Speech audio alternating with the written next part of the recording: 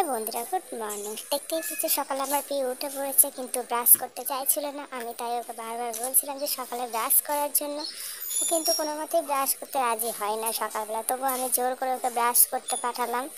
যাবে না করছিল, তবুও গেল। জোর করে ঠেলে ঠেলে ঠেলে ঠেলে এখানে আমি পিউকে বলছিলাম যে ভালো করে দাঁতটা ঘষে ঘষে ব্রাশ করতে। একদমই ব্রাশ করতে চায় না, তাই আমাকে দেখাচ্ছিলাম কিভাবে দাঁত ঘষে ঘষে ব্রাশ করতে হয়।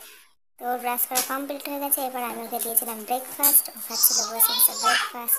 খুব দুষ্টু। ব্রেকফাস্ট করার পর ও করছিল একটু খেলা, কারণ আজকে ওর স্কুল ছিল না যেহেতু, ওই জন্য সকালবেলা একটু খেলা করছিল। খেলা করার পর দেখো ওর কত জিনিস, সংসার এটা ওর। সংসারের সর্বোচ্চ জিনিস নিয়ে বসে পড়েছে এখন রান্না করতে। আমাকে জিজ্ঞাসা করছে যে মা তুমি কি খাবে, কি রান্না করবে। তাহলে আমরা এখন রান্না বান্না করে খাওয়া দাওয়া করতে থাকি। তোমরা আরো মেয়ে ব্লগ দেখার জন্য সাবস্ক্রাইব করো। বাই।